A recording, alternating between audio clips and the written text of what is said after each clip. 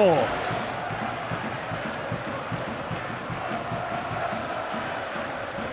Hello and welcome along to our discussion from the Manchester City defeat. Bournemouth lost 4-1 at Vitality Stadium to the reigning Premier League champions.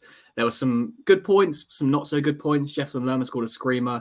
There were some really, really poor defensive mistakes. So overall, a disappointing afternoon at the office under the lights at the Vitality. And I'm joined by Andy Jones to dissect all of the action. I believe you were watching on TV, weren't you, Andy? What was your experience with that?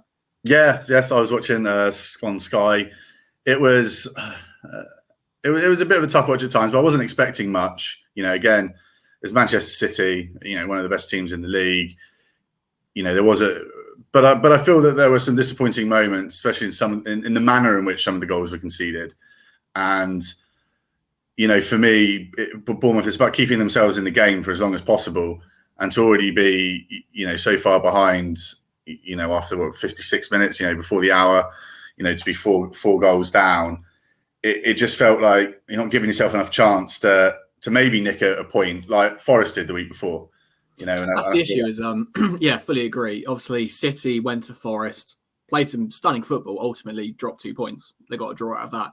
I think it's quite frustrating actually, the setup. And I've seen quite a lot of this kind of opinion echoed on social media. Is I think Bournemouth are at their best when they look to impose themselves a little bit more. Now, when you're playing City, who are incredibly flexible, dynamic with what they do at home, it's a difficult ask, especially when you're scrapping for relegation. But I just feel like the setup from the off, when Gary Ino explained it after the game, I understood tactically the idea behind it, but the execution was quite poor, to be fair. And if you play 5 at the back, you can't be making these simple defensive errors, like you say, which then means that you're not in the game. I think we'll start with those errors.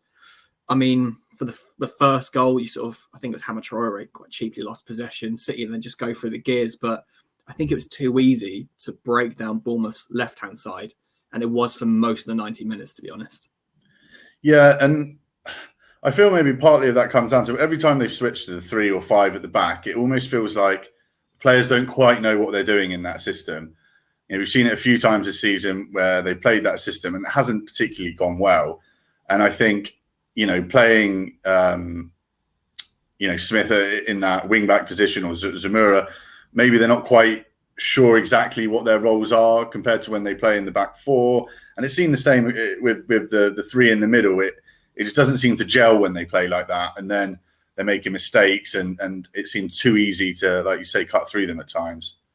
Yeah, I mean, Zamora especially, I think he got quite a mixed verdict for me in my player ratings post-match, because I think offensively he's one of Bournemouth's brightest players. I think he looked good. And when he drifted in the field, City didn't quite know how to handle that movement. But defensively, it was a really, really poor display from him, to be honest. I think he was guilty of losing players maybe 3 times in the lead up to goals. It's just like not quite tracking. Senesi as well as a little bit. I don't think he was quite certain of what was going on behind him. I think you can partly attribute that down to City's tricky movement, of course. But then also, O'Neill said post-match they set up with 5 defenders to basically match City's 5-man top line. So when City press forward and attack, they attack with 5 players across the width. You've got your forwards, and you got midfielders drop in. You've got your wide 8s as well, which is quite surprising. Wingers nice and high. So it was a 5-on-5 to counter that, according to O'Neill.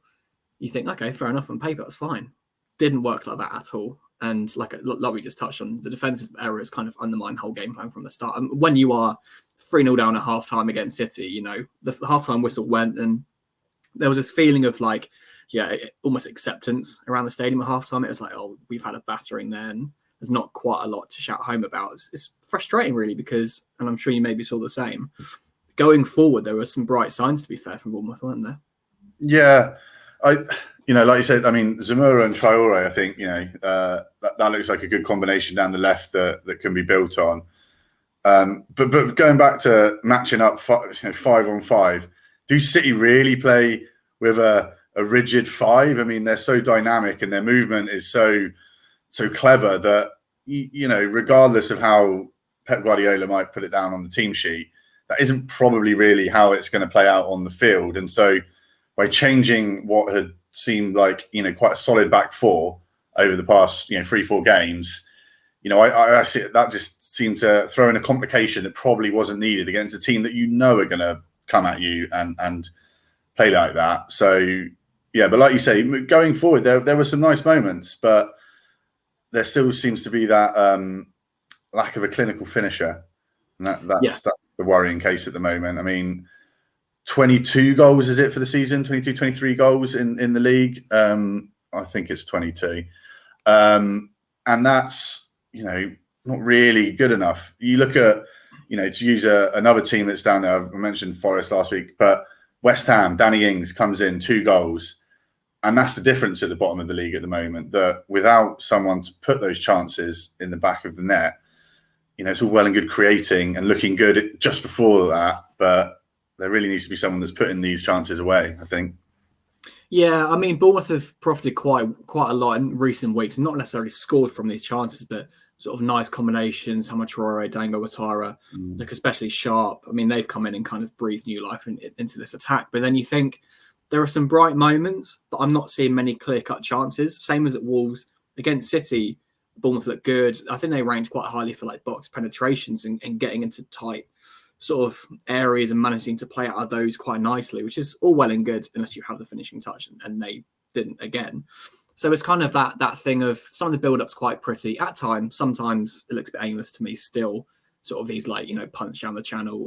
Dom Solanke tries to peel off between centre off and fullback and try and sort of get in that way. But even when that happens, I'm not seeing players flooding the box. I think there was one occasion actually, Jordan Zamora across from the left, and maybe there were 4 or 5 players in and around the box early on against City. And I thought, that's quite promising. It's actually quite a refreshing change from what we've seen in recent weeks. And then I think that the cross ball cleared, and then I didn't quite see that conviction there. It's almost as if it's confidence early on and maybe a determination to try and hit City on that transition. And then it kind of, it tailed off. Just to quickly touch back on the defensive aspect as well, and saying about City's rigid 5, I mean, they are the very opposite of rigid. They're incredibly dynamic, and that's Pep Guardiola. That you're sitting in his office 24 hours a day, tinkering with all sorts, to try and beat everyone. Even the most minute details, he'll pour over those to get his game plan exactly where it needs to be. And I think one big example for me was Ilkay Gundogan played as an 8. Traditionally, under Guardiola, City's 8 sort of pick up central positions and don't tend to drift too far out because Pep likes natural width with the wingers. But Gundogan in the build-up for the second goal, and Chris Mepham was given quite an interesting, just a man-marking job on Gundogan, to be fair. Ake played the ball down the channel, and Gundogan was the one that made the run completely. It looks like he took Mepham's blind side, got him behind, and then City obviously strung together the passes to score the second goal. It's almost as if that was very unexpected, because normally you think, that'll be the winger doing the charge there, and actually it was the 8. So again, it links back to actually City are dynamic, and they're one of the best teams in the world, and they're difficult to beat. Of course they are. But then if you're looking at, okay, so what do you expect from Bournemouth? Do you expect fight? I think we saw that. I think there was still a competitive edge, even later in the game. No, I was just going to say, there's definitely fight, and a commitment to the cause and wanting to win for sure. Just probably, still a bit of lack of quality when coming up against a team like Man City. That's it. Yeah, I mean, if you have chances against City, you have to put them away, because you don't know how many chances you're going to get. And Bournemouth had chances towards the end, but again, and it's kind of been a recurring theme for Bournemouth, where there may be a couple of goals down and start really having a go knocking on the door, and it's is it too late at that stage to really kind of take the shackles off and push on in that way? I think Bournemouth were 3 down in the second half when they started attacking. You thought, okay, realistically, you're going to get into it. Could we not have seen this a bit more in the first half? I understand you've got to strike a balance between you can't just go gung-ho and put bodies forward, but you're in the Premier League, you're a Premier League team, you should be able to find kind of that happy balance between, not pushing too many men forward and also staying tight in the structure. So I was quite underwhelmed, I have to say, with the approach. And I think when the team use came out from the off and we saw, Tavernier was out injured and Mepham was the one that came in rather than Jadon Anthony going out, I think we were both quite surprised at that, weren't we? Yeah, definitely. I mean, I was going to come around to Tav. It seems that when he's, and obviously injured again, but when he's not on the team sheet, you sort of think, where's the goal going to come from today? He's almost like the guy that you now think, right, he's the main creator. He's been getting goals. and it was almost like, oh, what are you going to do without him? And then you see Meps coming in, and it's like, okay, yeah, you know, there was a logic behind it, but I would have liked to have seen, you know, Anthony given the role on the left, you know, come in, you know, a bit of pace, bit of direct running, you know, maybe try and expose City in that area where, you know, they have, you know, was it Rico Lewis? Is he a right back or is he a centre midfielder? He sort of plays this, you know, inverted fullback role, and maybe get in behind him. And I think, was it Akanji on that side as well? Yeah. And, you know, look to cause them problems so that they don't cause you problems at the other end. I mean, you know, the best form of defence is attack, as they say. And I think sometimes, you know, there should be that, well, look, we're probably, you know, on paper, right, we're probably not going to beat City today. That would have been, you know, the thought in the back of probably everyone's mind. You know, City win most of their games. So why not try and go and implement a bit of your style of play, try and create problems for them, rather than what's happened in the end is, you know, Bournemouth kind of created their own problems and then it all felt a bit too late. And I mean, you know, Billing giving away the ball on the edge of his box kind of, you know, summed it all up for me. I mean, I didn't get, like, I was screaming at the TV, like, why are you playing the ball across there? You know, you're playing against Man City, you know. Yeah, if you're going to do that against anyone, don't clear it downfield, you know, don't go give the ball away there and create problems for yourself. That example kind of feeds into this feeling of, in some phases of the game, they weren't quite certain what to do, whether because City pressed them to a certain position where you're like, oh, I've got no choice but to kick it along, and then they're not holding the ball up, they then just give away possession, City come again. That's not really a sustainable thing. So you're kind of looking for clear ideas of how to get out of those situations, even if it is just clearing it and hoping that Dom Solanke can use a strength for the to turn and then play. You're sort of looking for ideas in those moments when you're pinned down as a fullback. It's still like, how are you going to get out of this without just bluntly handing it back? And I think seeing Billing pop up in that position, you think just clear it down the touchline, like you're saying. Even if it goes out for a throw, and don't, whatever you do a square pass across your own box in that area. And I've looked at that video a few times today, and every time I'm just like, I'm wincing. Like, what, Phil? Why are you doing this? And I hate seeing that kind of ball at any standard of football, but to do that in the Premier League, I mean, that's the goal that effectively killed off the contest as well. It's I don't want to say it's unforgivable, because I think it's a really harsh word, but it's not. Yeah, it was a really poor decision, and like you say, and it cost Bournemouth the game ultimately, although the game had kind of gone by that point already.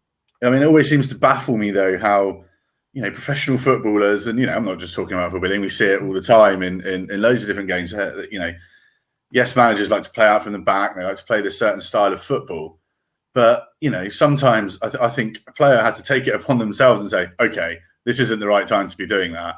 Let's clear the lines, let's regroup, let's reset, let's get back into shape.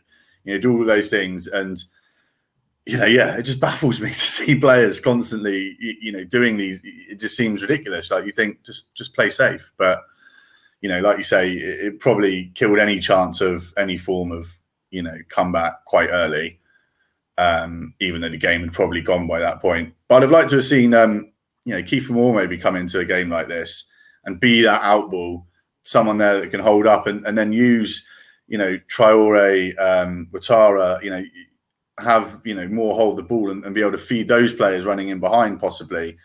You know, maybe something different. I'm not convinced that Solanke is always the option at the moment this season. He hasn't convinced me that he should be the number 1, number 9 on the team sheet, really. What's your thinking behind that? What have you seen or not seen that you think should be different? Well, I mean, I just think, you know, he's had, I think, the most shots out of anyone. You know, he's a number 9. So predominantly, for me, when I look at number 9, you want goals. And his conversion rate, I think, is 12% this season. I mean, getting a lot of shots, but not really being able to get the team out of situations when he has got efforts on goal. And, you know, I think 3 goals this season, and he hasn't scored since November. It was against Leeds.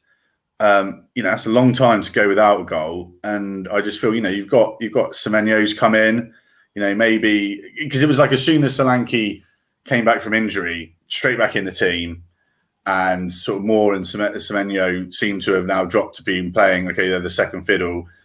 And I just think I want to see more from from my number 9. Yes, he works hard. Yes, he works the channels, but to not enough success, I think. And, I think there may be an opportunity to give someone else the opportunity to maybe lead the line for 3 or 4 games. And, it's all it'd take with, Semenyo grabbing a goal or 2 or the same with Moore. And all of a sudden, there's confidence that someone up there is going to be putting the ball in the back of the net for you. I think it's a really interesting point, to be honest. And I have to admit, I do love Dom Solanke. I think he's a brilliant striker, and I do feel for him sometimes over the lack of service he gets. It feels like games pass him by, but not really because of his own fault. He works hard. I mean, Gary O'Neill said recently that they're having to work with Dom to basically stop him from dropping back all the time. And then when Bournemouth look to hit quickly on transition, there's no outlet because he's helping out the fullback or the midfield or whatever. So that's something that he's tried to basically find a better balance in, which I completely understand. But again, when it comes down to end product, quality, I feel like he offers that if he's given enough chances, but I just don't think he is. I mean, can you really say every game he's being given 2 or 3 decent chances to score a goal? I just don't see it. And I feel like you're probably right. Kind of thing like that. No. I mean, I would say you're right, but then I think as well sometimes, players can rely a lot on their own confidence, and it may just be a case of I rate Solanke. I think he's a great striker, but I just feel at the moment maybe take him out of the the firing line of all the pressure of being the lead number 9. Maybe take him out of that for a game or 2. Have him on the bench as an option to come on. We rarely see him as an option that can come on and change a game like that. And maybe it's just a case of tweaking that a little bit, just to find the right balance, and maybe to help him sort of rebuild his confidence. Because I'm sure, as a striker that hasn't scored in several months, he's not going to be full of confidence. And maybe it's just a matter of, okay, well, maybe you look at the games coming up. Maybe Arsenal, Liverpool, could that be an opportunity to maybe bring more in, and have him sort of be able to hold the ball up maybe a bit better. I think he can do that. I think he brings a bit of height as well, and it's just another option. And then maybe, okay, you're still close in the game, bring Dom on with 20-30 to go, and all of a sudden you inject something different into the team at that point in the game. I think that's a really interesting point. I mean, Arsenal next weekend, and we'll briefly touch on that in a minute. It doesn't get any easier. The fixture list is awful at the moment. Honestly, awful. I think, Kiefer Moore brings kind of a whole new angle to Bournemouth's attack, which actually weirdly hasn't been used that much this season. You've got a massive front man in the box. Why are you not trying to pick out his head? I mean, remember his dominating performance against Tottenham Hotspur at home. He's just puts his body in the firing line, scores goals. He sparks havoc, because I don't think defenders in the Premier League have faced a similar threat to him, really. You have, obviously, target men in the box that crash around and make a nuisance of themselves. But Kiefer Moore is kind of, I think he finds quite a nice balance between, he uses his physique well, but also his touch is a little bit better than I think people give him credit for. It's kind of take the ball down, turn, play off him a little bit. Things that maybe you want to see regularly from Dom Solanke that you maybe haven't been in the last few games. And obviously, Gary now has options up front, which is good, and he hasn't necessarily had that this season. Like you say, Semenyo as well in the picture. He came on against Wolves, and it was a really, really good cameo, to be fair. Some really powerful drives at the defence, and kind of you think with the more game time he gets, his decision making will sharpen up a little bit. So on his debut at Brighton, it was kind of there were a few moments where you wanted a different pass or whatever. So potentially there could be a shift up front. I mean, just looking ahead to Arsenal completely now, are you looking for a change of formation, and what other players would you bring in necessarily? Well, I mean, it's tough. There's obviously still a few injuries. I think obviously, Cookie is a miss in that centre midfield. I like to see, I like to go with the 4-4-2 really, or the 4-4-1-1, as sometimes it can be. Yeah. But we'll see who becomes available again, whether Tavernier will be back or not. Because I think he's probably the first player down on the team sheet at the moment, really, especially offensively. So hopefully he can come back in. And then, to be honest, I'd probably just like to see a change up front. Maybe bring Kiefer Moore in. I mean, the game that springs to mind recently was the Forest game in the first half, when actually Moore on Ouattara's debut, that seemed to work quite well. There was a nice sort of way they played together. Moore, he should have buried that header as we can remember, but they were getting balls into the box that he could match. He was holding the ball up, and he was sort of playing Ouattara in at the time. And obviously now you've got Traore, who obviously wasn't there at the time for that game. And I think that might just give something a bit different. And then I'd stick with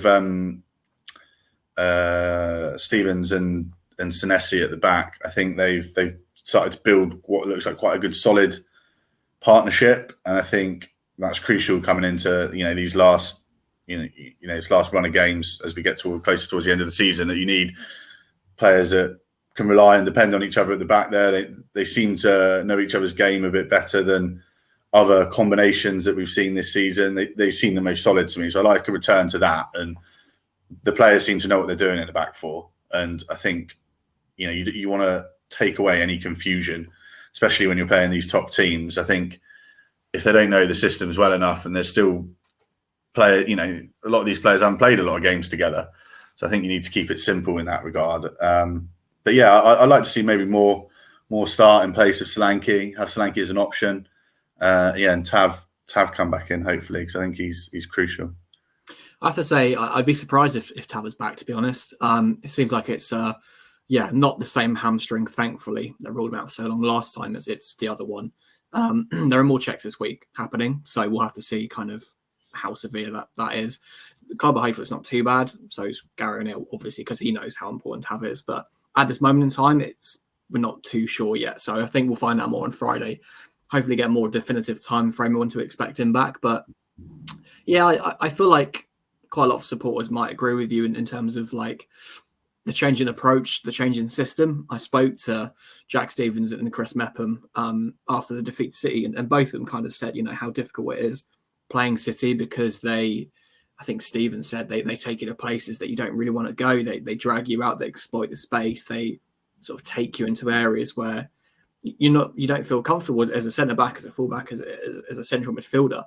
Arsenal play similarly, so there's kind of if you can learn your lessons from the City game as to how not to get given the runaround through making mistakes of your own and keep it nice and tight at the back, and find a bit more cutting edge going forward when the scores are closer than you're losing 4-0 or whatever.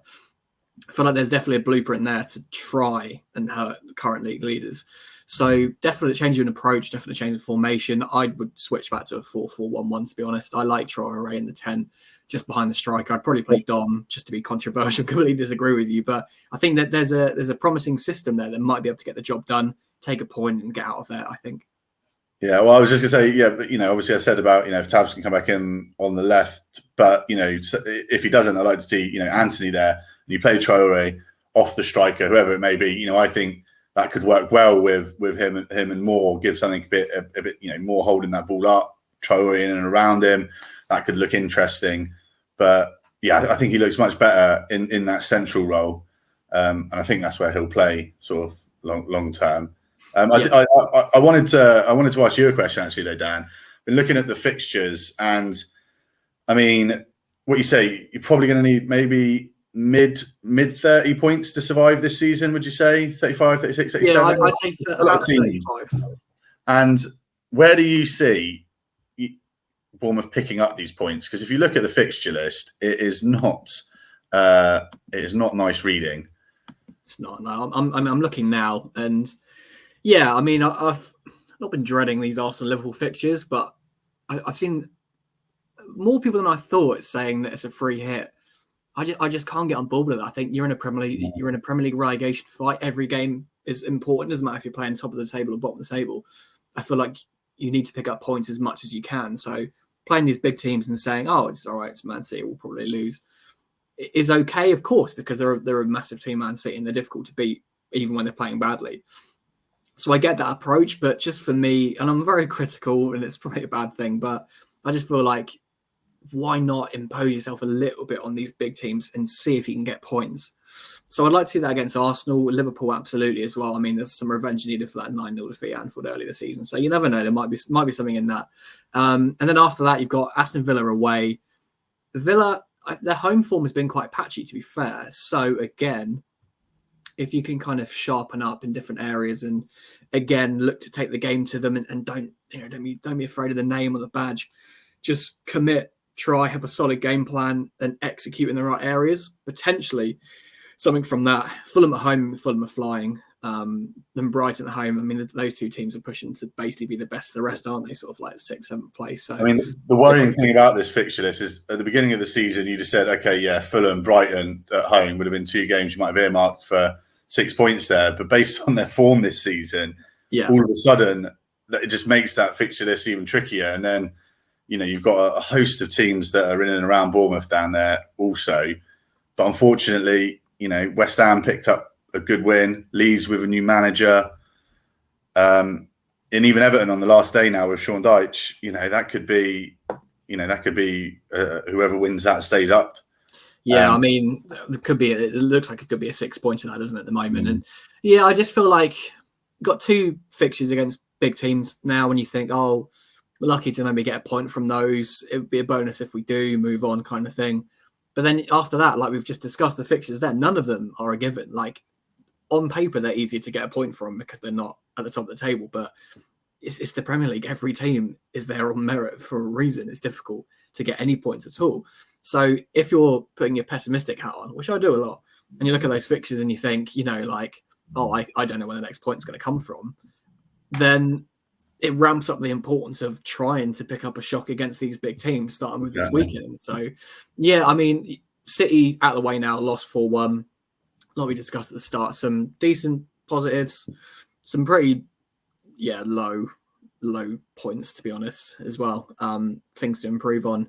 I think O'Neill overall was mildly happy with the performance, to be fair. But, yeah, it's a defeat. You have to move on. You don't get points from that. And I think rapidly we could see a couple of teams above the drop zone start to pull away a little bit. Yeah. And then that kind of ramps up the pressure even more. So I think, if you get to the end of the Liverpool game and Bournemouth are still within touch of the teams above them, it's very much like the battle is on, to be fair. And I'm not resigned to, the cup going down or anything like that, because still loads of games left, loads of points to play for.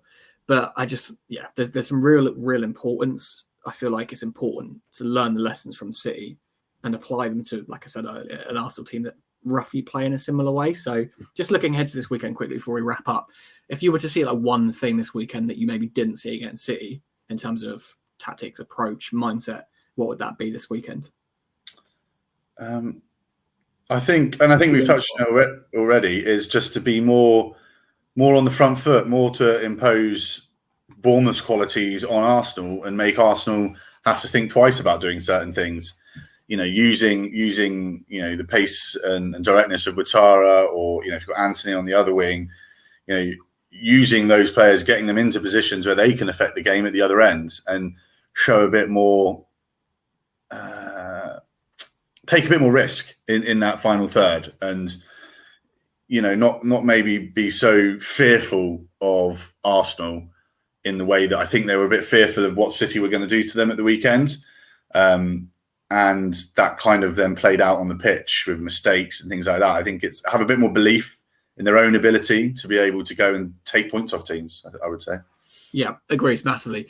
There's a lot of fight, character and determination in that group. And I feel like sometimes we see it on the pitch, sometimes we don't. And it's quite frustrating because I feel like there's kind of always a decent baseline of they'll fight for the badge, they'll fight for the shirt, they'll fight for the supporters. So if they were to go down at the end of the season, I don't think it'll be because of that. However, I'd like to see a little bit more conviction in some games, like you say, against Arsenal. They'll attack, but they'll leave space. There are occasions where Bournemouth will get into good positions, and from that point on, it's about taking your chances. So I fully agree with that, absolutely. And yeah, it's a massive game this weekend. I feel like it's just important now, and the players have echoed the sentiment as well. And I'm sure Gary will on Friday for his press conference, that it's just time to move on, really, and try and pick up points. Try get anything as a bonus to just cling on in this relegation fight. There's a long way to go. Nothing has been sorted yet, so just have to hope, fingers crossed, they can do their business against Arsenal. I think we'll wrap up there, Andy. Thank you very much for joining me this evening. Really appreciate it. We'll be back next week post Arsenal to discuss that result, and fingers crossed the Cherries can get the job done. Andy, thank you very much for joining me, mate. Cheers. Thanks for having me, Dan. Nice one. Thank you. We'll catch you next week. Cheers.